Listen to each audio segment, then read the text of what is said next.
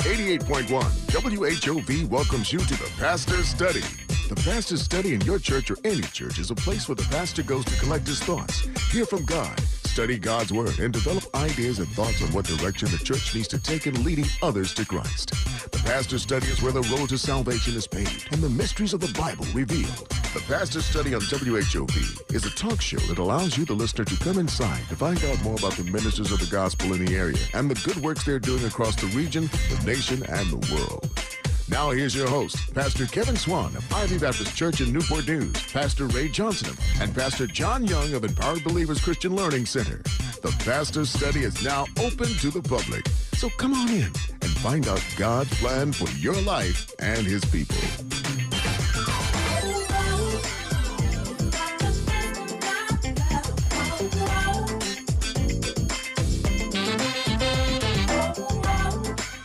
What's good, everybody? Welcome to the Pastor Study here on Smooth 88.1 WHOV, the essence of HU.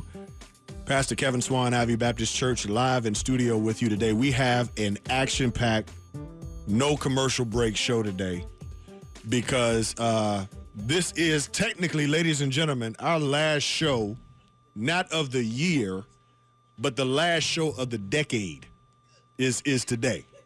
It's hard to believe that today is the last day. So we got everybody in studio that's going to be hanging with us today. Let me first start with Pastor Ray Johnson.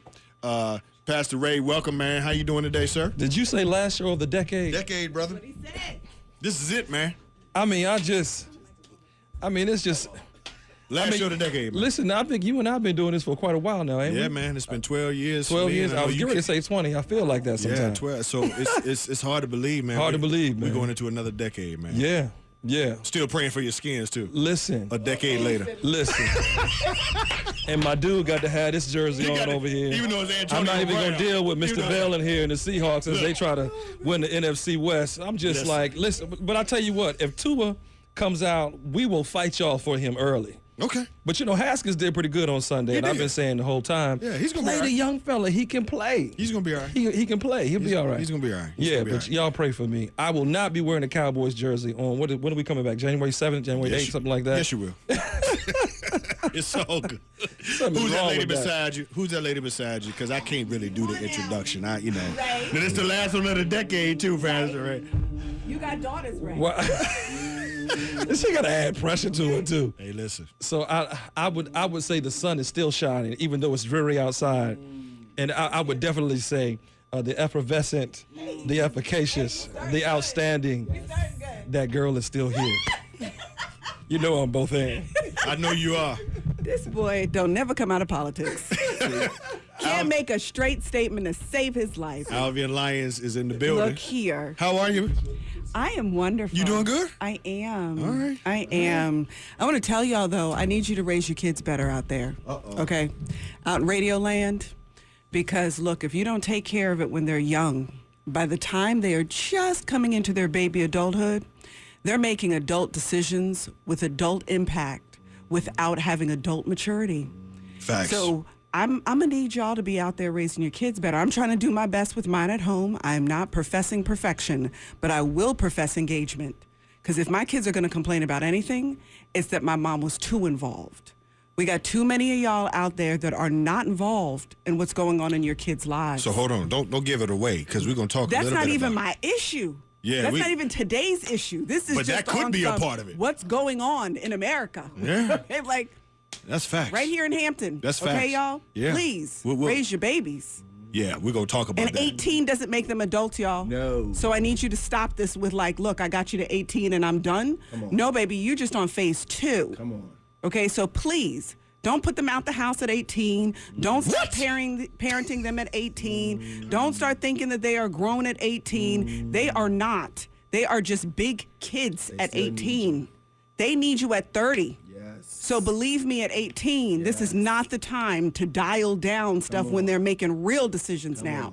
So I'm just saying, you ask me how I'm doing? Look, I'm doing parenting, and I need the rest of y'all to come with me on this, please. Yeah, I got you on that.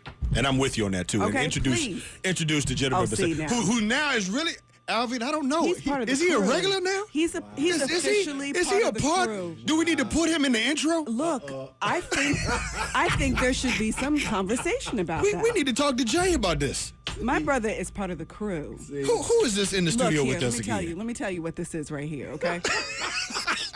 Because unlike y'all, I spend time with the Lord. Come on. What you trying to say? And the Lord said, okay? The Lord said that when he decided who would carry the mantle of righteousness in the law of the land amongst the children whom he created, he decided that righteous leadership was fundamental to the success of our evolution as a people. And he said, Come on. let there be Let that be. Anton Bell. So let me get this straight. So you down with the intros too? That's my sister. Now, you can't be on the show if you down with the That's intros, man. We're my gonna have to get this sister. straight. Okay. Commonwealth Attorney for the city of Hampton, Anton Bell, is in studio today. What's up, man? You doing all right? I am doing great. You gotta be doing great after that introduction. Come on. See, that's love. See, Pastor Ray, I'm trying to Unconditional understand, love. man. Pastor Ray, we get the Agape shortest love. introductions. See, What is going on in this show, man? I'm just saying, it's a proper way. You know. You doing all right Just today, saying. man? Oh, I've been doing extremely well. Good, man. Extremely well. Good. Look, glad to have you. Let me go to Josh now, because we got to, ladies and gentlemen, we got to give it up for this young man right here. Can't come back no more in the New Year. Oh, yes, he can. Gotta be ready. Yes, sir. Let's go. Joshua Head is in studio, and by Yes, the sir. way, he's wearing a Steeler jersey, Yes, so Lord. you know, Pittsburgh, baby. You know he can come back anytime he wants. But listen, man, Josh, you got some big news, man. You want to Yes. share with everybody, man. Yes, we are so excited that my company, Head Straight Entertainment, our business, our label, we have a group called EMA Live. They have been nominated for not one, not two, not three, but 4 Stellar Awards. Yeah. Yes, Lord. That's what's up. That's what's up right there. And that's with no label. That's with no label, Pastor Swan. That's independent. That's my wife and I, sweat and tears. Shout out to my wife, Kendra. We have been working really, really hard, and we're excited. We headed to Vegas in March of 2020, and we were nominated for the New Artist of the Year, Group Duo of the Year, Contemporary Album of the Year, and Youth Project of the Year. Yeah. Congratulations. So Appreciate it. So hold on, let me ask you this again. So this is a gospel celebration. It is a gospel. So we're not talking gutter. But hold on, wait a minute. But the gospel celebration is in Vegas. Exactly. We'll be at the Orleans Arena in Las Vegas. All right, I'm gonna leave that alone. Yeah, whatever happens in Vegas stays in Vegas. I'm just gonna leave that alone. It's ministry. It's ministry. Is that what it is? I'll bring my Steelers jersey though. Oh, okay. All right. I just I just want to know how. I want to know who the one that decided to do gospel in Vegas. Exactly. Yeah, what'd you say? Do we go where? Real believers go where the sinners are. Is that what it is?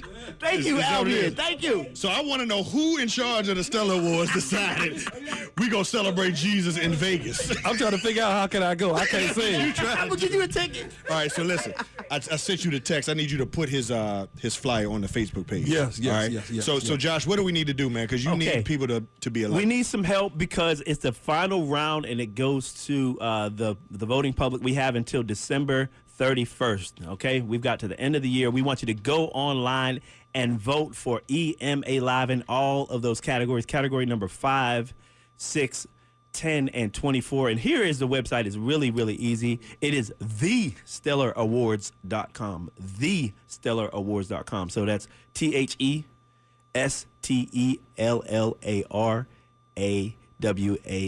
TheStellarAwards.com. Thestellarawards.com. Vote. You'll see some other names up there. You'll see Kirk Franklin up there and J.J. Harrison and Anthony Brown in some other categories. You'll see that. You'll see Earl Bynum from this area as well is up. So please just vote for us and encourage other people at your church because we're here in Hampton Roads. This is a Hampton Roads celebration. This is 757. And they grew up here, and they not in the street, Alvin. Okay. They're doing something with their life. And some of them are students at Hampton University. There we go. Come on, somebody. So- This is a Hampton celebration. Right, so this is EMA Live. EMA Live. Right, so we're going to post it on the Pastor Study Facebook page so you can see the flyer and all of that. We need you to go thestellaраwards.com. Yes. And make sure you vote. And again, it's 4 different categories. Tell them again. Youth Project of the Year, New Artist of the Year, Group Duo of the Year, and Contemporary Album of the Year. That is wonderful, man. Congratulations, man. We're very, very happy Appreciate for you. it. 757 doing big things in the community, so we need you. And look, hey, Anton, we talking about voting, man. It's your right. It is your right. Anton, come on, man. Come on, get on the mic, Anton. I'll rise up for voting. Come on, man. Tell them about voting, man. Voting is voting. Come on, man. Come on. Come you on, don't man. vote, you don't have a voice. That's right. And so we want to make sure that we vote so Hampton Roads is on the map. That's right. So, look. You know, that's one of our own.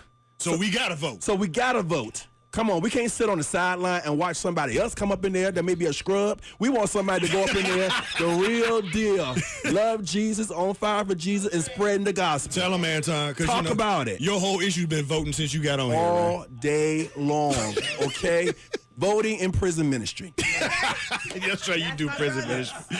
All right, so don't forget thestellaраwards.com. And again, you want to vote for EMA Live. And if you're not certain of what to vote for, we're going to put it on the Pastor Study Facebook page, so you need to check it out. Now, we're not doing commercial today. All right, because as we said earlier, this is the last show, not of the year. Of the year It's and the decade. The decade Okay? is the last show What of the happened to decade. you in the last dime? Right. And so here's how we want to do this, because we have different people in the room that are representing different segments, right? So Pastor Ray and I, we're going to talk about the church and religion. You got Josh that's going to talk about music. Yes, Lord. Alvian is going to talk about relationships. And Anton's going to talk about prison ministry. And the law. Come on. Right? So who wants to start? Alvin, you want to, ladies first? You want to start with Alvin? You know. Huh? You want to start with you, I can Alvin? take it. Okay. So can take so here's the first question, and everybody's going to answer the same questions, right? All right. So Let's get it. where were you, first of all, and what were you doing in 2010? Let's just start right there. Jesus. What were you doing? 2010. Okay. In 2010. So 2010, I was at the early stages of building a really viable consulting firm. So I was at the point of my life that I was trying to disconnect from the dependency on the world and connect to my own financial independence. Now, that's not the year I began my business, okay? So I actually began my business 5 years prior, but it takes a while to actually build something real and sustainable. So 2010, I was really in the grind for real. I had fully committed. We were in pursuit of various contracts. We were hustling as a team. We decided that this was for real for us, and for real in that there was no turning back. Because in your first couple of years, you really do contemplate the fact that if I don't make enough money, I can go back and work for somebody, I could do this, that, and the other. No, there's always the parachute in your early years. But there hits a point that is almost like the point of no return, where you can no longer even see yourself being somebody else's employee anymore, because something has so shifted in your mind that to make that choice, and this is in no disrespect to anybody, because my husband is great in management and technology, and he is not designed to be an entrepreneur, but for those of us who are, that only eat what we kill, that live our lives on the hunt, there comes a point where you no longer are interested in the food being delivered to you. It actually loses its taste. You actually enjoy the hunt to eat. So I was at that point in my life in 2020.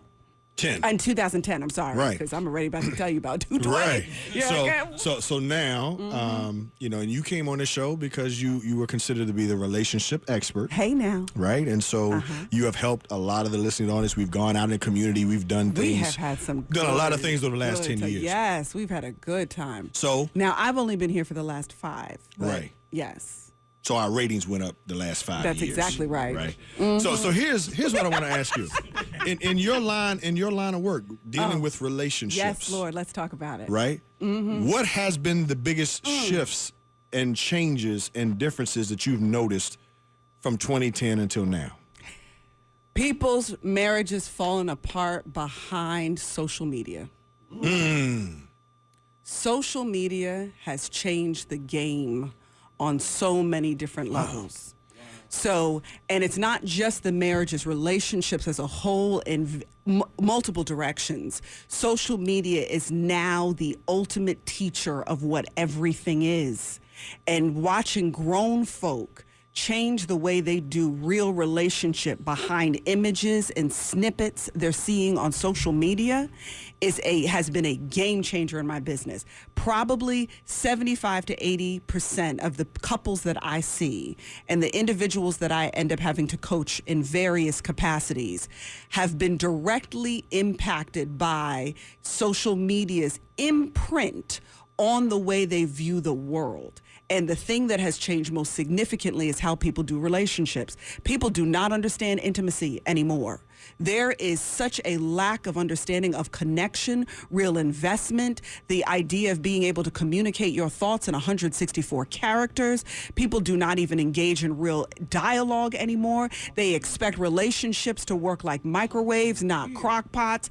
Everything now, it's what things look like rather than what things are. People are chasing virtual love over real love. They don't want to do the real work. They just want it to look good, even though it isn't good. I mean, there are a series of things that are taking place now that I'm watching on a daily basis, navigating these potholes with people. And the illusion reminds me so much, because we are a Christian radio show, reminds me so much of the trade-off Satan wanted to make, that if you bow down to me, I will give you this. How many households have bowed down to the illusion of life and traded the reality of it? And the consequence of that is dysfunctional marriages, dysfunctional families, with girls with low self-esteem, boys that don't understand how to be men, girls who are trying to buy men with their bodies but can't catch them with their minds. The list goes on and on and on. So social media has had an enormous impact on the way people view themselves, and by product, the way people are doing relationship with each other. So we're glad that you're tuning in. We're having an honest discussion. We got a full house today. Hey now. Because this is the last show of the decade, and we got all of the folks that have contributed, except for Pastor Young. And Pastor Young, again, he's probably somewhere He's ministering with Jerry Jones and the Cowboys. He's ministering to yeah, a team. now that they won, right? So we're going to have to work with him. So, but we're having this discussion because all of us represent different segments. And Alvin, I got to admit, I didn't see that one coming from you. I told you it wasn't going to be. I didn't see that one told you. coming. Because I'm thinking, most of the time, relationships, divorce rates are pretty much the same. Issues are the same, things going around. But you're saying you think in this day and time, social media has been the biggest Yes, sir. issue of relationships. Yes, sir. Because, see, back in the day, think about it this way. If you had a little itch that you wanted to scratch where there was some girl that you knew in high school, you would have to go back to your hometown, find somebody who knew somebody who could connect with her. Now, you could just put her name into a search engine and boop, there she is with her image, with her backside to the camera because she took a selfie in the mirror. And you're like, look, that behind is bigger than it was when we was in high school. I need to see how her life is going right now and how quickly we could connect with the things that we need to be least connected to. It's the access that has changed, that allows for some things that we all can struggle with at different points in our lives. Access makes possibility so much higher. So you've got so many people who are answering the question marks in their minds through activity that is turning into stuff that is causing fractures inside of relationships, because the fantasy is always better than the reality. So the idea of her tastes so good that to you, it sounds better than the wife that you have at home. And conversely, because men are not the only ones, you got women all over the place who are trying to figure out that dude that they let slide. Would he have been a better husband? Would he have been a better partner than the deadbeat so-and-so that she believes she's married to or with right now? And what does she do? She goes and Googles that name. She goes and puts that in social media. The access is changing the way people operate. And as a byproduct, that freedom is getting people into trouble over and over and over again. Let me bring in Pastor King Walker. He just walked in the building. What's up, man? How you doing, sir? You doing all right? The whole gang. Yeah, you got the whole gang today, right? Man, you just walking in on this conversation. We're talking about the last 10 years, right, and how things have changed, and Alvian is in the relationship business. And she said, first of all, it's social media. And given the era that you are a part of, you're a little bit younger than the rest of the crew in here, and social media plays, we think, a bigger role in your era. What do you think about the comments that she just made? So 10 years ago, I was 25. Social media, first it was MySpace, which then Facebook originally started. If you remember, you had to have a college email address in order to sign on for it. Right. Mark Zuckerberg figured out he could make money, and so boom, it opened up to everybody. We had the Twitter world. Then you had Snapchat, Instagram, all of which are public. I have to agree with her. I would give some pushback because she kept saying, the brothers put her name in this Google search, but then she cleared herself and said it goes both ways. Because girls sliding in the your sisters are DMs too. The They sisters slide in your it DMs goes too. down in the DM. Tell the truth, AK. It's all in the DMs. But she was an equal opportunity employee. She did. I just give it some pushback. I will say though, because I do live in the age that I think what has hurt the church is one too many selfies, one too many posts. My generation, if I could say anything, and I'm always for my generation, I will say this: we have not learned how to be discreet until we've been delivered. Lord have mercy. I think we can go home on that, can't we? Yeah, none of us are perfect, but can you at least learn how to be practice some discretion? And I think that's what has hurt the church. To her point, access. That if you think our generation, if you look at clergy, right? Let's go back a few weeks ago to the Pastor Wilson video. Right. It wasn't that this wasn't happening 10 years ago. It was just that if Reverend so-and-so or Sister so-and-so had something going on, you had to hear about it across town after it was over. Now, it's the access. If you came to my church as a teenager, I only could hear you if my pastor brought Pastor Swan to revival, right? Or if I heard you were coming somewhere else. Well, YouTube happened. Now, even as clergy, you got to figure out not what did I preach the last time I was here, but how many times have I preached this where somebody has put it out there, right? So now it causes us to stay fresh. And how many hits? How many hits? Yeah, and I now cannot even, I don't even have to go through my pastor to say, Pastor Swan, bless me. Can you connect me? I can directly message you on Instagram or Facebook, follow your ministry. And now here's the danger. If your one sermon connected more than what I'm connected to my pastor, now you become my voice on social media versus the person that I go see every week. Alvian, come back here. You threw me for a loop on this one, Alvian. I wasn't ready for this, but I agree to the point that social media has changed how we do what we do. But then on the other hand, I've also heard, Akeem, maybe you can comment on this real quick, and I'm coming to you, Anton, next, is that I've saw a study where it says that people are lonelier now in this generation than ever before, even with the rise of social media. How do you feel about that? You can be 5,000-6,000 followers. Yeah. And after you make your post and you get the likes and people say that's nice, guess what? You still sitting in the room by yourself. Right. And so I think what we have traded is we have created social media families that are our reality, but we have not learned how to be social. Like, so I heard you say 160 characters, right? So we talk how we type. When is the last time you've actually called somebody? You have people brag, don't call me, text me. Yes. Right? So we've traded social media families as our real families. And notice, when you go to the restaurant, I saw this a couple of days ago. I was out eating. Matter of fact, I was at Aberdeen Barn on Friday night. And I sat down, and at the table, I saw a lady, probably had to be her teenage daughter and her daughter's friend. They were out celebrating something.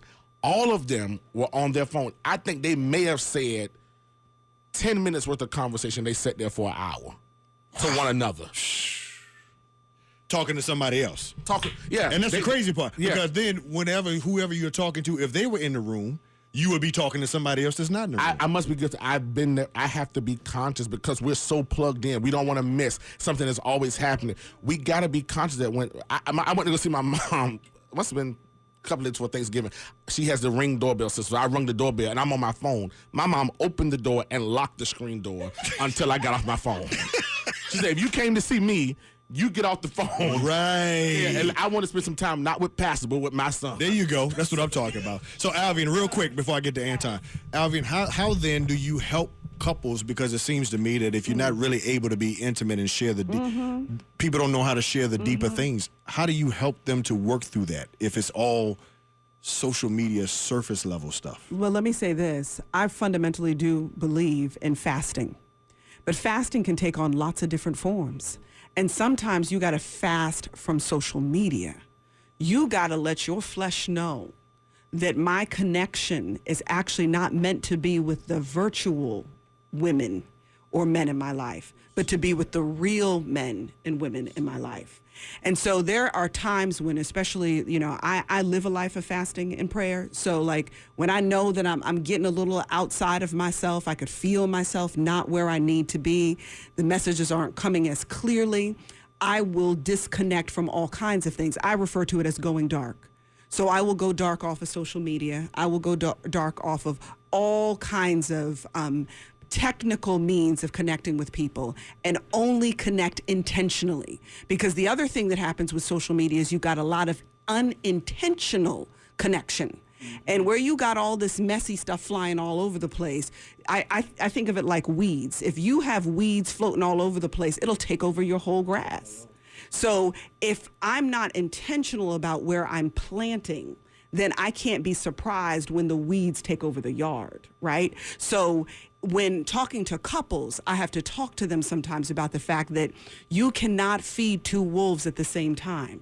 You have to feed one and starve the other. So if intimacy is the thing that you are struggling with inside of your relationship, you've got to look at where are all the other wolves in your relationship that you are feeding right now that the intimacy is starving. And you've got to stop feeding those things so that you can feed this other thing. And what happens when you start getting used to feeding the other wolf, the one that needs to be the strongest, you will begin to recognize when you come off of that, because it becomes the new normal inside of the relationship. You're resetting the temperature. So we can't look to accomplish things without being willing to get uncomfortable. And one of the things that social media has done is it has created all kinds of virtual comforts. Inside of our real relationships, we've got to do real discomfort sometimes, which means that I can't do what my flesh wants to do. I've actually got to be plugged in. And to the pastor's point, when the way in which we do communication now, we don't mind grabbing our phone in the middle of somebody talking to us and responding to a text message. But if somebody else walked into a room and you didn't have your phone and you were having a conversation with somebody else, that person would know that they need to wait until you finish the interaction before we engage. But what social media has done is given us the permission to be blatantly rude one to another. And it is decreasing the level of connection that exists naturally between humans, and it desensitizes us to the idea of creating disconnection all the time. And then we're surprised that we are disconnected from God. If you work and exercise a muscle long enough, it will get big. So if your distraction muscle is big, don't expect to have connection muscle with God. Alvin, you brought it today. Ain't nothing else I can say. Akeem, can you do the altar call today, please? Somebody need to get saved today. Hear Jesus on today. Anton, let me come on to you, man. Oh, help us. So Anton, you've been in the legal profession, and so Yes. take us now, because Alvin talked about relationships. Talk to us about the law. So relationships go bad. Right. In 2010, where were you and what were you doing? Okay, so in 2010, I was ministry-wise, I was a minister at Calvary Revival, new father for the most part, a little bit over a year, and married for about 5 years, and I was a deputy in the Commonwealth Attorney's office, so I was in the managerial staff helping to run the office. But it was in that year that my boss was aggressively sowing seeds for me to run for Commonwealth Attorney in 2 years. Matter of fact, less than 2 years.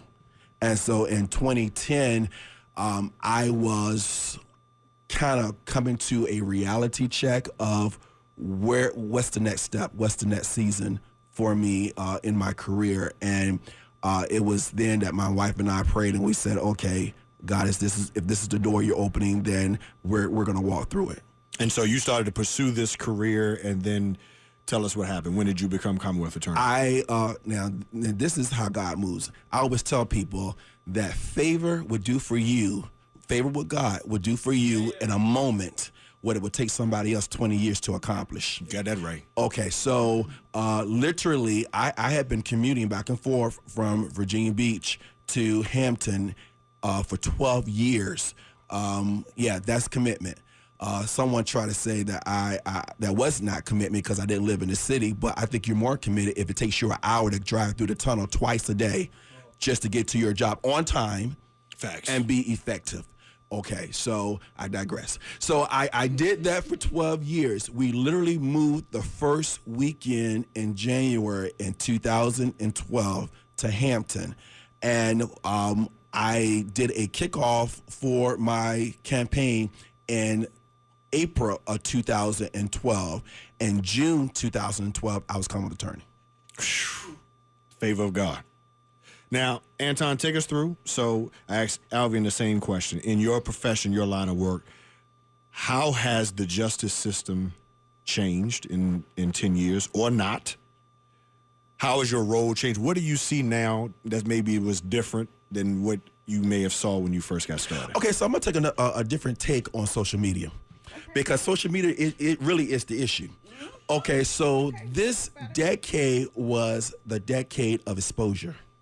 Exposure. Okay. Because there were things that were taking place historically in our community concerning how we interact with law enforcement, how we interact with the justice system, how we interact with one another, that we all knew was happening, and the truth be told, most people knew was occurring.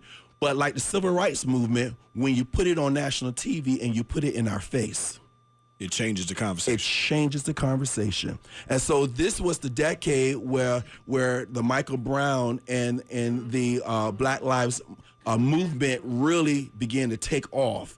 This was the decade that we began to take out our cell phones and on social media began to put on blast interactions between young black male drivers and white officers.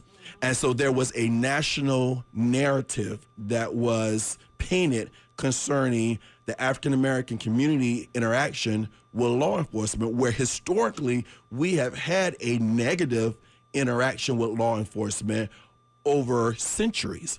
However, it was put on blast like never before through YouTube, through Instagram, through Facebook Live. We actually saw someone getting killed on Facebook Live. And so it was put on blast. So this was the year of exposure. In Baltimore, we saw a city go up in flames live. We saw a mother go out there and hook her son up live because he's throwing rocks at a police officer, and she hooked him up old school style. Yes, she did. And we high-fived her for that. Yes, we did. Okay. Yes, we did. So we saw that live, but can I say something? In the alternative, because of the national narrative that was painted, I also saw anarchy arise. Because now you have now painted a picture that makes me disrespect law enforcement as a whole, and we painted the entire system with one brush.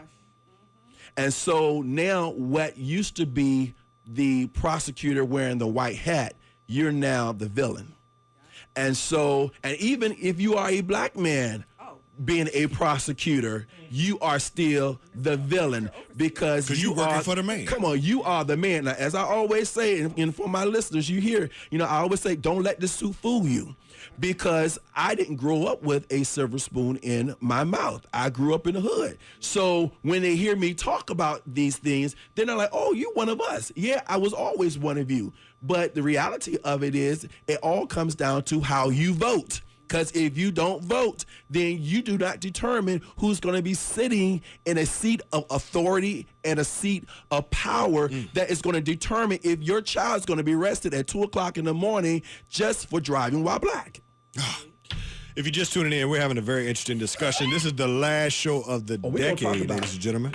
And so we're having conversation about what we have seen take place over the past 10 years. We started with Alvian, relationship expert, how relationships have changed. And she said by far the biggest change has been social media. And we're talking with Commonwealth Attorney of Hampton, Anton Bell. He added to the social media narrative. Let me also say this. How many arrests have you been able to do and prosecute because you have people posting on social media their guns and the stuff that they're doing that is committing crimes? I'm not going to tell you because I want them to keep posting. Keep posting because you let me know where you are, what you're doing, how illegal it is, and it makes my case better. And can you just for 1 second, talk about for those who share intimate photos by text? You mean sexting? Yes. Yeah. Can you? Because some people think it's nice, but there are some legal ramifications. Absolutely. Behind it. And absolutely. I want to talk to our young listeners. Yeah, please. Because it's the legal ramification is divorce. Well, in my line of work, the legal ramification is you're a child predator. Right. So please explain that to the audience. So there's and this actually came about, maybe in the early part of the 2000s, but also got magnified in this decade. And that is young people sharing photos of one another in a situation of being undressed, a state of undress, I would say. And so if that person's under the age of 18 and you are, first of all, in possession of a photo or image, so it doesn't have to necessarily be a photo, video, image, anything, an image that has a young person in a state of undress that can be top, bottom, whatever, for female top and bottom, for males bottom. But if you are in possession of that is a felony in Virginia and in most states. And you will be prosecuted for possession of child porn. Now, if you disseminate that photo to your boy because your girl sent that photo to you saying you love her, and so she want to show you how much she loved you, and she sent you that photo, and now you bragging because you got a big head because your girl just sent you a photo of her and showing her stuff, and you show it to your boy. Guess what? Not only are you in possession of child porn, you have now disseminated or distributed child porn. That makes you also a felon. If you take the photo, Jesus. You have now been a felon, or you can get convicted of production of child porn. And here's how it works. The statute, now they're working on it, and I would say I think the General Assembly is going to clean it up, and I think they need to clean it up because the statute, the way it's written, was not meant for sexting. When they initially wrote that statute, they did not social media and these photos with young people was probably never even conceived in their minds that it would go there. But unfortunately, it fits that dynamics. So unfortunately, the General Assembly is going to have to go in and make a distinguishment concerning whether that person was sexting or that person is your old school child pervert that is trying to groom a child. And so they're going to have to go in there and make that fix. But right now, it's not fixed. So guess what? You get convicted. You can go to prison. And on top of that, you have to register with the Virginia State Police as a child predator. So let's make this real. So let's say in high school, not older people. Let's say it's under 18. Yeah. You know how it is. Girl and boy break up. The girl done sent the pictures to the boy before they broke up. Now they broke up. He mad. He want to put her on blast. Show the pictures to all the classmates who then take it and they spread it. In that case, who's guilty of a crime in that case? Everybody guilty. Because let me help you with this. It doesn't take the breakup for him to distribute the photo. I understand that. Most of them distribute the photo as soon as it's sent. Right. Because it's not an issue of anger. It's an issue of pride.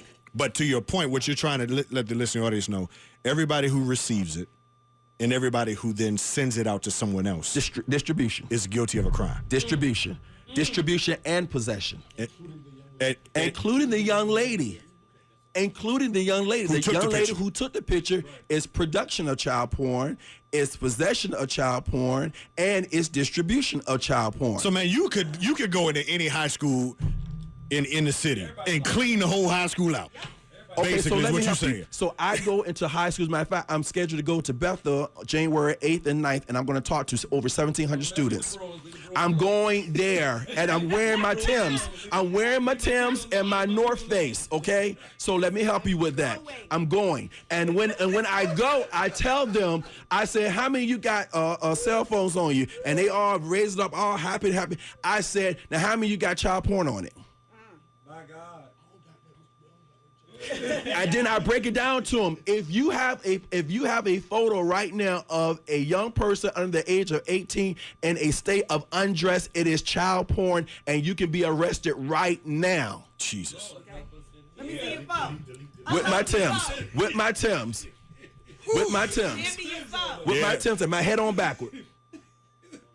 Lord have mercy. Lord. But I do that A lot didn't because, happen in 10 years, man. unfortunately, our young people don't They don't think know that. about consequences. They don't know that. And all they're thinking about is the moment. Absolutely. They're thinking, I got a big head because this girl just sent me this photo. Yeah. It's a lot of layers to it. And we all already short on time. I got to get to Josh here, and man, we could continue that conversation right there. Lord have mercy. Oh, you got me fired up because I work with young people. There'll be about 5 people left in the 52 school. weeks a year. I'm with them every day, and I see it. But All right, Josh. So you're in the music industry. Yes. So we've talked relationship. Yes. We've talking law. Yes. And now we're talking music. Okay. Where were you in 2010, and what were you doing? Wow, 2010, I was full-time in music ministry. I had a conversation with my wife. We took a walk at the beach, and I said, we have a distribution deal, which is what the music industry was about. Walmart was the #1 supplier of gospel music in the world. Walmart. Walmart was #1. Family Christian Stores was in the top 5. We were in 35 markets with our independent business for our Kingdom Kids Worldwide. And I said, I want to go full time with the company, and I know that implicates the salary that I've been paid. See, we like shouting and all that kind of stuff, but when you got to talk about the money with the honey, come on, Alvin. When you got to talk about that, That's okay? real. That's real talk. And praise God, I had the right one, because she said, I'm with you. Wherever you go, I go. We are a team. I believe in you. I believe you're going to put 100% in. And if you're gonna resign from your position from 10 years of full-time ministry, I believe you need it. Let's move this business forward. The next year, I won my first Stellar Award. Yay. Amen. So she was right. But even beyond that, the music industry changed dramatically, because at that point, there was a shift, because Walmart made a decision shortly after that to stop selling the amount of CDs in the rack space, okay? And overnight, between 2009 and 2013, you saw Best Buy and Walmart to almost eliminate the music section. If you go in there, you'll probably find there's not even a Christian gospel section. There's just, they don't even have the space. So the gatekeepers of that industry, you're talking about exposure, there are companies that were distribution companies that are no longer in business now. There are record labels that had pride because they could get you into Walmart, and they would sign artists just so they can get you into Walmart. And if you didn't have a relationship with these distribution companies, nobody would know who you are. But here comes Facebook, Spotify, Pandora, right? And now you have someone like Chance the Rapper, who's an independent, who the whole world found out outside of a CD. You now have the #1 form of music is streaming. It's not, the CD is obsolete. Yeah. Companies that used to distribute CDs in the tens of millions are now no longer in business. Almost 70% of the gospel industry distributors are now out of business. Family Christian Stores is out of business. Wow. The entire music industry has turned upside down. And now people like me, who are independent, who had a supportive spouse, amen, can now say that this year we're up for 4 categories. And I have been nominated for now 7 Stellar Awards. We have toured. We have been to many states. We launched a program. We now have a facility. We now reach over 1,000 young people a year through our music and mentorship. So now we use music to help to reach them in their lives. We have conversations about social media and things of that nature all the time. We now do workshops and concerts and conferences, and we now consult churches on how to reach young people through music. And so my life has been turned upside down, and the music industry has been turned upside down since the year 2010. So let me ask you this then. And we're talking with Joshua Head, who, again, his group, EMA Live, is up for 4 Stellar Awards this year. We want you to vote on that, and you can go to our Facebook page at The Pastor Study, get the flyer, get all the information. Go to the website, thestellarawards.com, and vote for EMA Live. I want to ask you, though, in terms of content, how have you seen the genres of gospel? Have you seen that shift over 10 years? Like, it used to be very, I think Kirk maybe might have been the one that kind of changed the industry.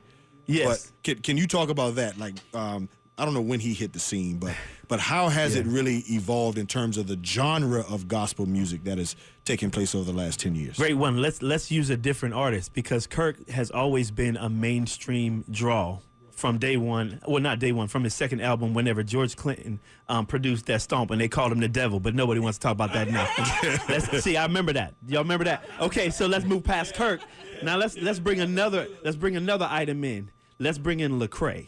Because Lecrae was on Fallon, and he's been on. Now, people everywhere knows who Lecrae is. Yes. Christian rap was almost known as an abomination in the 90s. Right.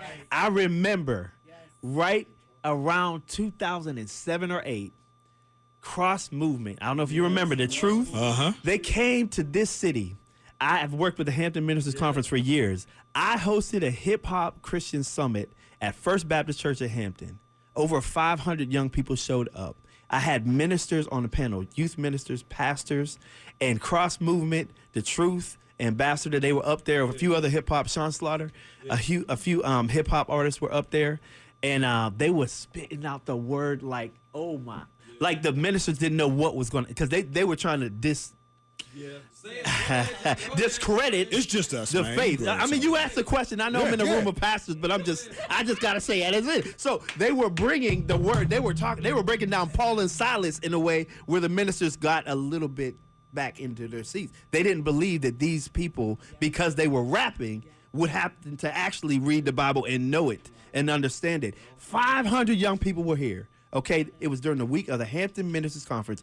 I hosted at First Baptist Hampton. This is right when Wills was young in he not young, he was early in the ministry here, and they had never done anything like that here, but he allowed me to do it, and it was transformational. But now, if you say Christian rap or you say Lecrae, it is now all over the world.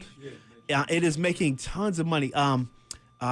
Is it Louis Giglio or is it Greg Laurie? It was on TBN a month ago, and instead of having, you know how they have like Benny Hinn and they have a hymn singing person, he had Lecrae at a stadium when he was doing his mass evangelism. That is how much of a change that Christian music has in the world, not just in the black church, but in okay, I'm gonna get off that. Okay, now.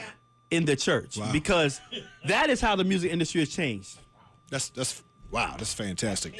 That is major. And so we've talked about relationships, we've talked about law, we've talked about music, and now we got 3 pastors in the room, and all of you who go to church. So the last one has to be, how have we seen the church Are we gonna do that? shift in the last 10 years? Do we even still have a church now? And we got, Are they real Christians today? and we got 13 minutes to do it. So Lord we have mercy. got to do it quick. Okay. So real quick, Pastor Ray, where were you in 2010? What were you doing? I can't take it. It's the pastor study. I gotta take a text. All right. So in 2010, I was in my second year of leading what we would call in church planning a name change turnaround church plant, and I had just come into, within a year and a half, unbeknown to me, the opportunity to do ministry on a second campus. And so at that time, the name of the church that I was leading had changed.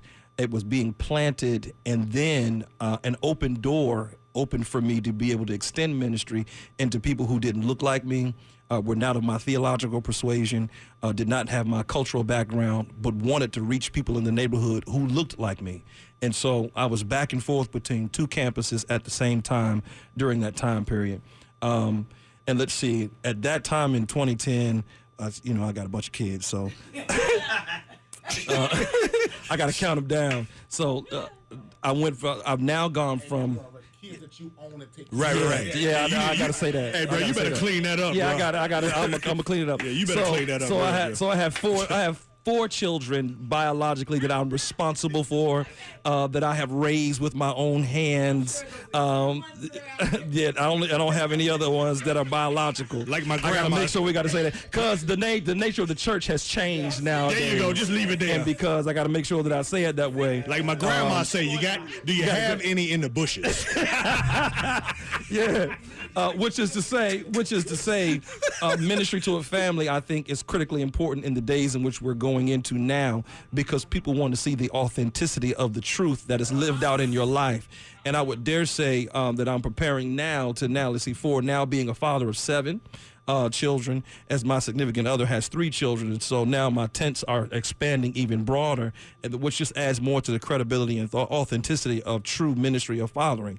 Which is to say this, Pastor Swan, that the nature of the church really has kind of morphed and changed in a good way, and I start saying it this way, in a bad way, to some sense of 3 words: relatable, reliable, and responsible. And what we've seen over the last 10 years is no longer can preachers today preach what we would call, Pastor Walker, a subtext, and then end up eisegeting into the text so that people cannot live out an authentic gospel. Because people are asking the question today, what is the relevancy of the church? Why do I need to go? How important is it? Yep. And the reality of that is that we all know as pastors, and I'll speak from the pulpit and the pews perspective, people are coming into the church today not necessarily because they want transformation. What they are really looking for is the lightening of the load of an experience I'm having, and I want to feel better. Now, it's the wonderful task that we have of being able to present Jesus in a new light. He can lighten the load and change your life at the same time, so your perspective is different. And you move out of an individualistic consumerism mentality into a holistic, God-centered, Christ-centered worldview. And this is where I think, and I'm not even going to look at Alvian when I say this because she's going to high-five, jump up and down, and get to shouting. I think that the preachers, we have to hold ourselves responsible for how we have preached. I think that we have led people astray in terms of how we have preached because we've catered to consumerism and we've catered to your next best life now and 7 steps to your next blessing. When the scripture promises us that we'll have a blessed life if we give ourselves wholly to the cross. So there is no success without suffering. I don't think that we've given a message of that enough to the lives of people, and people are coming in and they're going, wait a minute. You told me that if you throw oil on me and I come to the altar and give my $2.99 and spin around 3 times and say ha ta ta ta, that everything was going to change in my life and that things were going to be better. And we've got to get to the point now where we got to stop lying to people. If I could say it that way, Pastor Swan. Yes, you can. And really give them authentic truth of the gospel, which is to say in the next season, those who are not authentic with the message of Christ in their lives where people can see it personally, you will not see them in the next season.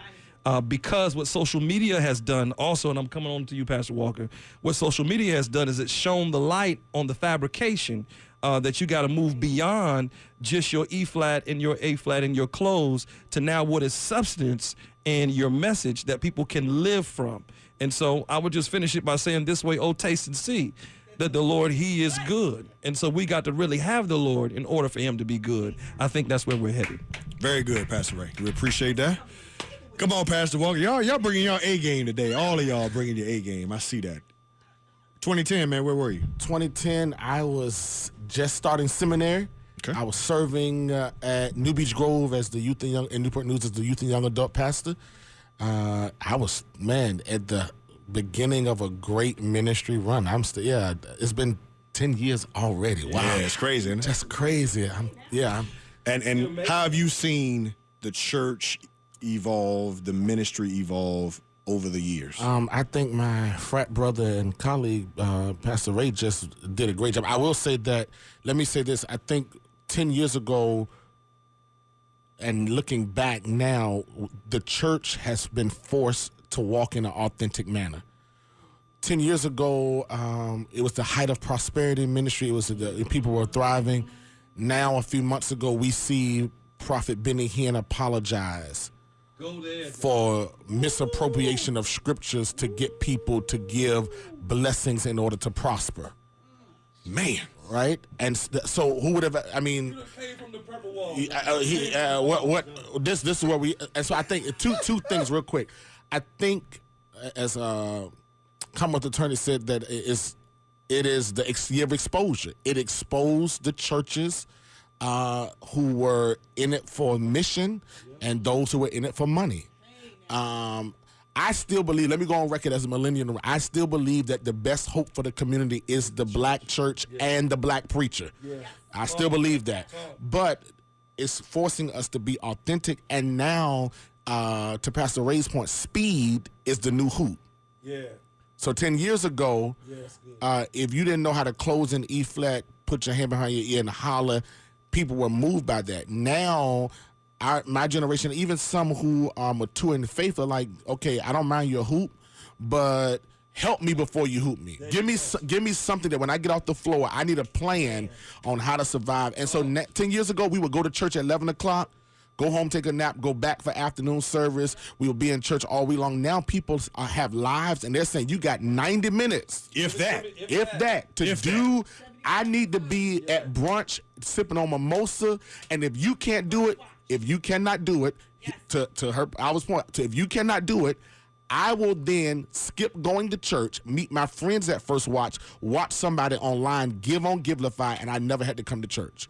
And you're exactly right. And that is what I think is the biggest difference in the churches today, because some churches are going to say, you know what, we still going to be who we are, we still going to do what we do, and ain't nobody going to show up. And then they going to be mad. Closed doors. Wondering how come ain't nobody showed up. Closed doors. And this era of time is completely different. 2010, I was 4 years in at Ivy. Pastor, we started in 2006. I'm still three-piece suiting it. Doc. I'm still traditional Black Baptist preacher. Right. I ain't that way no more. Right. And what I realized was what Paul said. I got to be all things to all men. That I might win some. So you're more likely to see me on a Sunday morning wearing Jordans. Right. Than I am a three-piece. And people say, well, you know, why you? Because if you're already here, then it really ain't about you.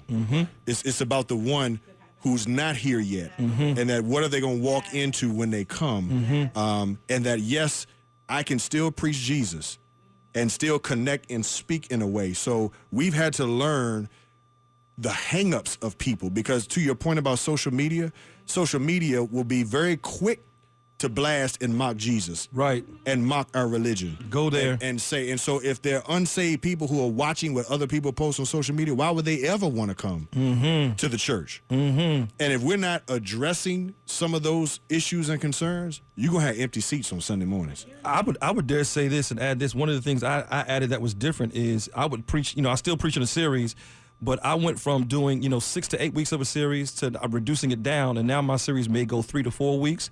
And then on the 5th week, I would dare say, if you don't stop and let people ask you questions, Reverend, while you're standing there, and be able to be Solomon and give an answer to the contemporary issues of the day with a scriptural backdrop and a text for people, so that, to the point about speed, I need to be able to go home and get that 2 to 3 point plan that I can put into place, because I'm trying to make sense of all of this, which is to also say, Pastor Swan, people no longer are familiar with the text. We are post-Christian today.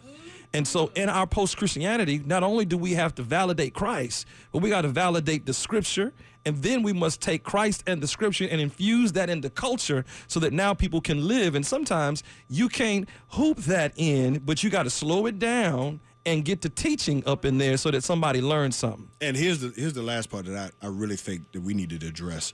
It used to be that the pastor's voice to the member was the only voice that the church member heard. With the advent of social media, most people who go to church can listen to 4 or 5 sermons a week, right? That, you know, so I get people to come to me at times and say, you know what you preached today was what Stephen Furtick preached, and now it's confirmation. Because I'm listening to Furtick, and I'm listening to you, and I'm listening to Jakes, and I'm listening to Jamal, and so are all of you saying something that can connect and resonate as opposed to just your voice. And if you're not comfortable allowing your membership to hear other voices, and you just think it's going to be your own voice, Closed doors. you in trouble. Before people get to many of our churches, they've already heard 3 sermons. 3 sermons? 3 sermons. Already? 'Cause whoever got an early service, and so now I'll close with this. In 10 years, later, looking back 10 years, there's no place for a general practitioner preacher in the pulpit. That's fact, man. That is fact. And we want to, man. You need to be credentialed, dog. Moose, we need another hour, Moose. You Can we need get to be another hour? credentialed. Lord have mercy. Hey, can we stop with these Johnny come lately fly by night and not learn nothing? Commonwealth attorney can't practice law without the law degree. Alvin working on her 2nd doctorate to do relationships, and we got preachers downloading certificates off a line right now. It's killing us. It is killing us. Go ahead, Alvin. And we need to come to grips with the fact that we are now in the generation where the Bible is a buffet. We pick and choose what we want to eat. Not only what we want to eat, but we pick and choose the doctrine. Okay. Yeah, so that maybe that's going to propel us into next year when we get started. Next year is where are we going with all this, right? Because we need to have that conversation. Pastor Ray, Pastor Akeem, Josh, don't forget to vote EMA Live. Yes. Go on Pastor Study. Yes. Look up the link. Alvian, our relationship expert, and Anton, thank you, man, so much for being And with us. Kevin Swan, our faithful host. Listen, it's been a great ride for this last 10 years. Let's see where God takes Yes, us. Lord. And look, you know, the next question is, what does the show look like in the next 10 Hey, years? y'all better right? get ready. Is that podcast? Is that Facebook Live? We got some ideas that we got in the some works. stuff coming. We You got better some be stuff ready that's for going, 2020 now. But we got to roll. I want to thank Jay Lang, station manager, for hanging with us and allowing us to do this show over this last 10 years, because it didn't start with him, but when he came, he allowed this show to continue.